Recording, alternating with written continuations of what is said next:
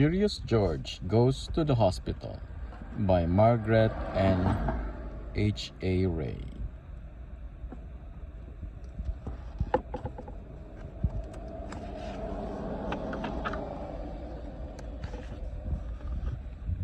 This is George. He lived with his friend, the man with the yellow hat.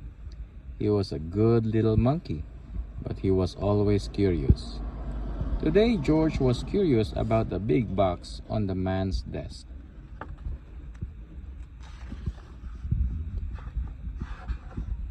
What could be in it? George could not resist. He simply had to open it. It was full of funny little pieces of all sorts of shapes and all sorts of colors. George took one out. It looked like a piece of candy. Maybe it was a candy. Maybe he could eat it. George put the piece in his mouth, and before he knew, he had swallowed it.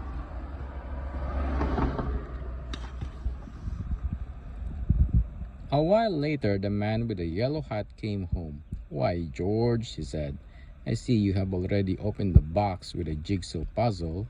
It was supposed to be a surprise for you. Well, let's go to work on it." Finally, the puzzle was finished. Well, almost finished. One piece was missing.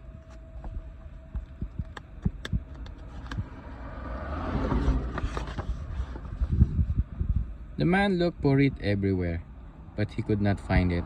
"That's strange," he said. "It's a brand new puzzle. Well, it cannot be helped. Maybe we'll find it in the morning.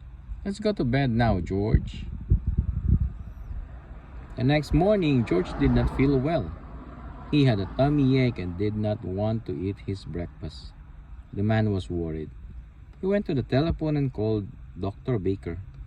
"I'll be over as soon as I can," said the doctor.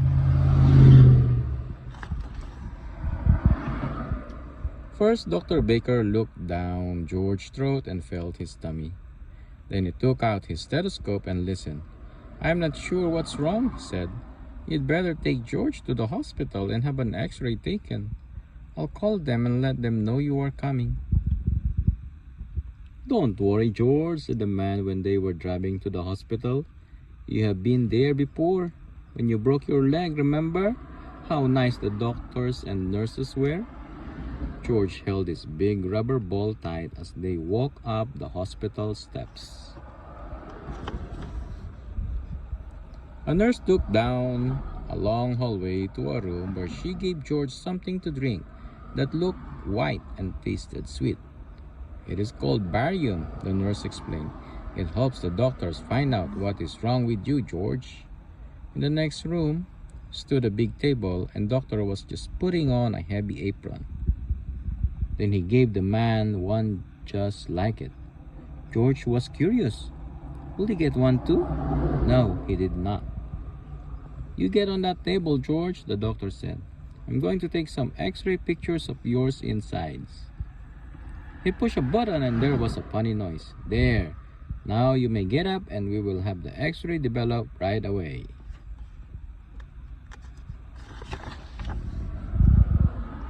"Now let's see. There is something there should not be," said the doctor when they were looking at the x-ray. "Why, that looks like... I think that must be the piece that was missing in our jigsaw puzzle yesterday," said the man. Well, well, well," said the doctor. "At least we know now what is wrong with our little patient.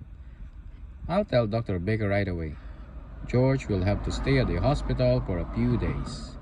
They'll put a tube down his throat to get the piece out. It's only a small operation. I'll call the nurse and have her take you to the admitting office."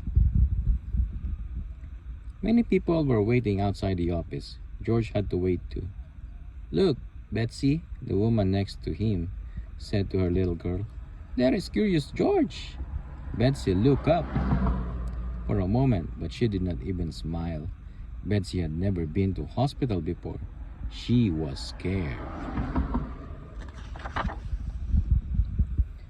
Finally, it was George's turn. A pretty young nurse took him to the next room. My, how many rooms and how many nurses there were.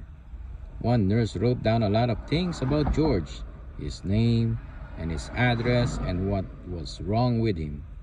Another nurse put a bracelet around his waist.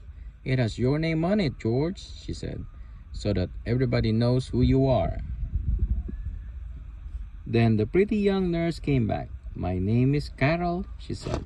"I'm going to take you to your room now. We call it the children's ward, and put you to bed. There will be lots of children to keep you company."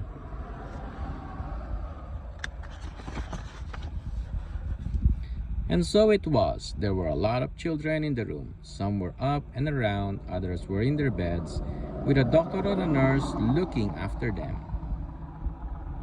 Dave was having a blood transfusion. Steve had his leg bandaged and was sitting in a go-kart. Betsy was in a bed looking sad. George got the bed next to Betsy. George was glad when he was in his bed at last. His tummy was hurting again. The man sat with him for a while. "Now I have to leave you, George," he finally said. "I'll be back first thing in the morning before they take you to the operating room. Nurse Carol will tuck you in when it's time to sleep." Then he left. George just sat there and cried. As he had promised, the man was back early next morning. The nurses were keeping George very busy. One nurse was taking his temperature. One was taking his blood pressure. One was giving him a pill to make you sleepy, George, he said. And one was getting ready to give him a shot.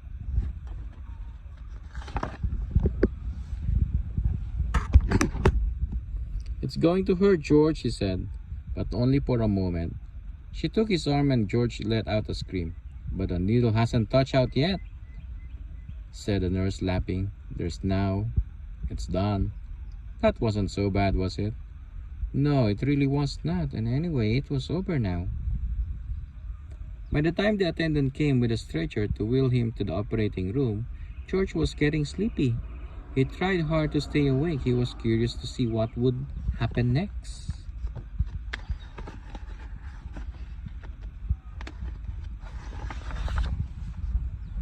He could see a big table with bright lamps over it and doctors and nurses all around. They had caps in their heads and masks over their faces. Only their eyes were showing. One of the doctors winked at George and patted his head. It was Dr. Baker, who had been to the house when it was all had started. He looked funny with his mask on, and then George was fast asleep. When George woke up, he did not know what had happened. He did not even know where he was. Then he saw Nurse Carol. "It's all done, George," she said. "They got a piece out. In a day or two, you will be running around again." The man had brought him a picture book, but George felt sick and dizzy. His throat was hurting too. He was not even curious about the new book. He closed his eyes again. "Well, let him sleep," said Nurse Carol. "The more he sleeps, the better." The next morning, George felt better. He even ate a dish of ice cream. Dr. Baker came to see him, and the man, of course, came too. Betsy was watching him from time to time. She seemed a little less sad, but she still did not smile. Steve wheeled his go-kart over to George's bed. "Tomorrow I can get up and try to walk," he said. "Boy, I can hardly wait."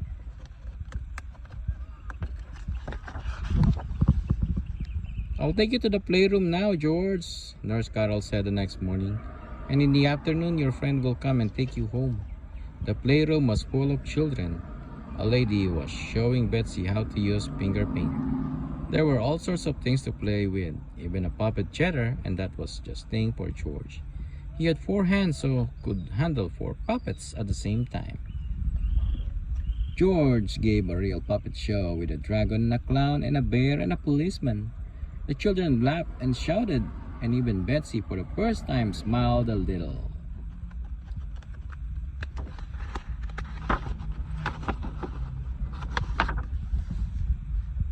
There was a TV set in the playroom and also a record player. George was curious. He climbed on the record player and turned the switch. Would it go round and round like a merry-go-round? It did. It started slowly, then it went faster and faster, and whoopee! George had lost his balance and was sailing through the air. Luckily, George landed on a soft cushion. The children cheered and Betsy smiled again. George was so funny. But then the play lady picked George up. "That's enough for now," she said. "You'd better take a nap before lunch. We had a big day ahead of us. The mayor is coming to visit the hospital today, and later on you will be going home, George." When George woke up, Steve was just taking his first step. A nurse was helping him, and the children were watching. The go-kart was standing there empty. George was curious. He looked at it. Then he climbed into it.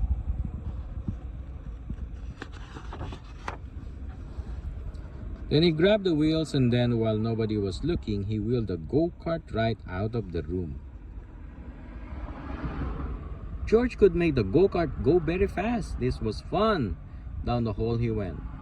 By now the nurse had noticed what he was gone and came running after him. "George, George!" she shouted. But George was too excited to listen.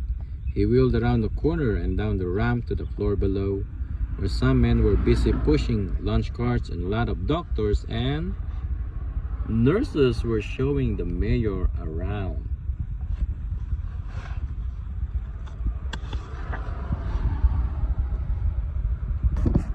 George tried to stop, but it was too late. Wham! The go-kart landed right in the middle of everything. Lunch carts tumbled. Spinach and scrambled eggs and strawberry jam were all over the floor. People fell over each other, and George was thrown out of the go-kart and landed right in the mayor's arm.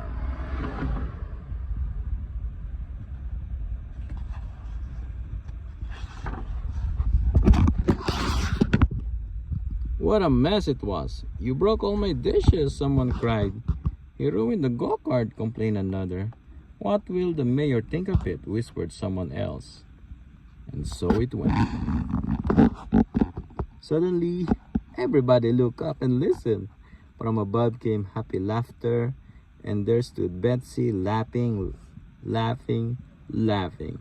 Then the children joined in, and the mayor started laughing, and finally everybody just laughed and laughed. Everybody, that is, except George.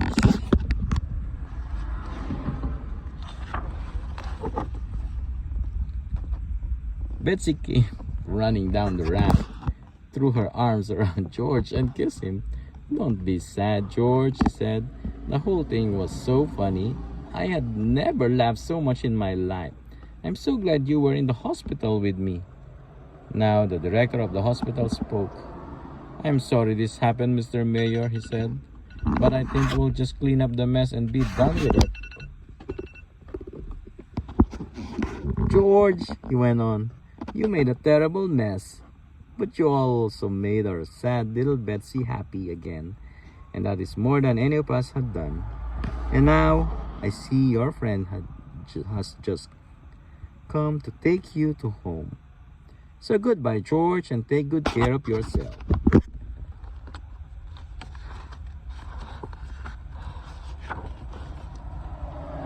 The children crowded around the windows, waving goodbye when George and the man with the yellow hat were finally leaving the hospital. As the car was turning into the driveway, Nurse Carol came running after them. "Here's a little package with something that belongs to you, George," she called. "But don't open it before you are home."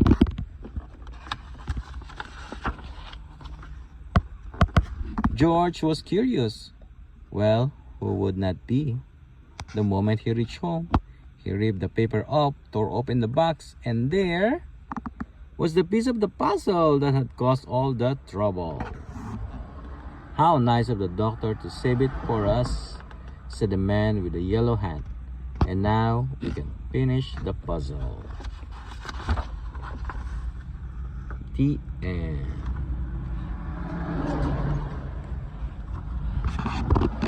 Don't forget to like and subscribe and share this with a friend.